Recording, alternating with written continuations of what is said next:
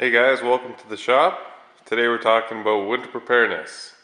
We're supposed to be getting another ice storm in Ontario, and I'm going to show you how to turn this Honda generator that has a gas tank of 3.9 liters, and we're going to make it run from the little 3.9 liter tank.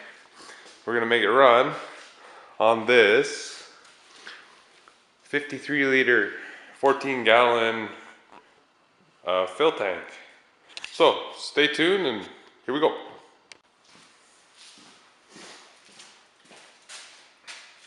With this little Honda generator, it's got a small little tank, 2.9 liters. They're good little Hondas. This one here has, I got a little hour meter on it. It's got 529 hours. But we're gonna, and the reason why is we're in Ontario, we get a lot of ice storms. So what happens is I got this hooked up to my house, and it's nice because I don't have to come fill the tank at night. So it'll be running 4 days usually. That's how we have power to it. And right now, I'm going to show you how to convert this to hook into my big 53 liter tank. Now I've only had it running on 4 days. I've gone through 25 liters, which is pretty good. Now I run my fridge, deep freezer, all the lights in my house, all at the same time. Maybe it's just coincidence that I've never overloaded it, but it's been good. Okay, here we go. So what I use is this. This is a cap that I got off Amazon. It's for a Honda generator. They're called extended run caps. So I got this cap. Then I went into Canadian Tire, but you guys can get it anywhere. It's a marine style quick connect for fuel. So this is threaded with 1/4 inch NPT. So this threads in. This is your fuel, where the fuel comes in. It's got a little Schrader valve, and this is the lock feature right here. So there's a little clicks on, but hold on, let me get that pipe and I'll show you. Okay, so we're back. I got the quick connect here. So what happens is this is the little lock feature. So this is the lock, and then the next one down is where the fuel comes in. If you look, it's got a little ball there that stops the fuel. So what happens is this goes in, clicks on, nice sealed connection, no leaks. So I have this on maybe a 6-foot cord here. Now it's got a little squeeze ball. People use these on marine engines, little 9 horsepower.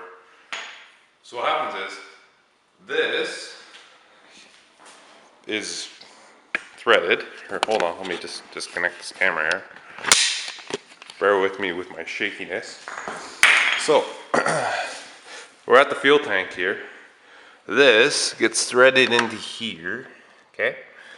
All right. So we'll thread that in. All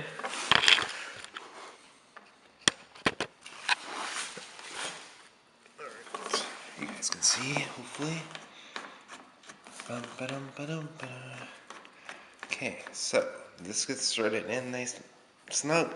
Alright, so you see there's a little shut-off valve in there as well. It's right here. So on this tank, it's a flow and go. You can use it to transfer fuel. It's on wheels. But what I like about it, perfect. So it's got the shut-off valve, comes with the shut-off valve on the bottom. This hose is sold separately. So you got the primer ball. Now if you look here, it's got an arrow, which for fuel direction, so make sure you get that in the right direction because you're going up to the generator. Now this tank also has a vent, which is very important because if you don't vent the fuel, what's going to happen is you're going to get an airlock in the system and the fuel's not going to flow. So hold on one sec, let me grab the generator and I'll show you how this all works. Okay, hold on. Okay, so we're back over here. We got the Honda generator all here. We got our fuel tank. We got our line with the little ball valve. So what the ball valve does is it fills up the tank. These little Hondas have a fuel pump in them. So, and they draw enough vacuum that what happens is they'll suck fuel from here all the way through these lines from this tank. So you have to have the vent open, otherwise you won't get any fuel flow. So what, you click this on, then what we do is pump this little valve. It fills the tank. So you don't want to have the trick to this whole thing is, I found that you have to fill this tank up full, right? And then what you do, just throw this cap on, click your line on, pump, pump, pump, pump, pump, pump. As soon as the bleeder valve gets, this little ball gets hard, that means you don't have any air in the system and it'll suck. If you have air in the system, it won't technically work because it won't pull vacuum. So you got all this hooked up, clicked on, vent open the tank. Then what you can do is turn your little thing on. This, I think it's already warm, but we'll choke it anyway. Give it a pull. Start it up. And you got like, I don't know, 4 days. You got like 8 days of fuel here. But hope is good enough. My next goal is converting this to natural gas. I like to do a tri-fuel.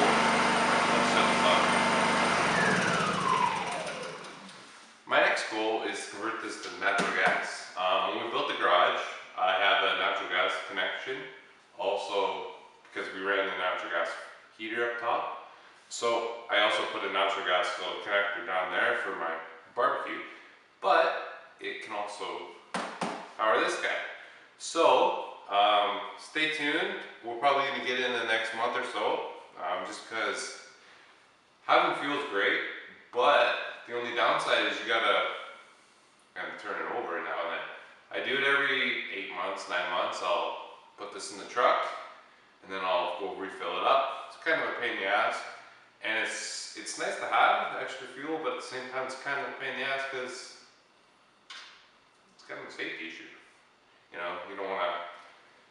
You hear all the horror stories about keeping these in a garage or an outside shed, and you know, in the summertime, it builds up pressure and shit happens. But oh, one other thing to mention is when you're putting these threaded fittings together, don't use normal Teflon tape. Spend the extra dollar. Get the it's called yellow. It's called the original gas seal tape. It's made for gasoline. There'll be no leaks. You won't gum up. It won't come off the threads, go in your tank and gum up the carb. I've seen that where people use normal Teflon. The gasoline eats the Teflon, and then the Teflon plugs up your jets and your carburetor. So, it's one other thing to keep in mind. Yeah. So it's been a good generator. I have on this one 529 hours, as I said. I should have made a video how I put the hour meter in when I bought it, but I bought it used. The guy, he was an old man who had it. He was in his 80s, just kept it for, he had a small little trailer. He said he maybe used it a couple times. It was mint when I bought it. Didn't have a scratch on it. This one was just, yeah, 529K. But it's good. Starts first pull usually. I got no complaints. So yeah, The only thing with this cap is when you put the marine style fitting on, you can't run this alone because it has a straighter valve here. So when the tank's running, it'll pull the tank to a vacuum because this straighter valve's not depressed. And what happens is it'll run for maybe an hour, let's say, and then it'll stop running because it runs out of fuel. Because what happens is there's a seal on the bottom here, stops airflow. What happens is the cap's not vented. So if you look on these normal Honda caps, you got a vent here, click, click, on, off, and that's what vents it. So you'd be good for about an hour, and then you're like, well, and then oh shit, here comes the heat. But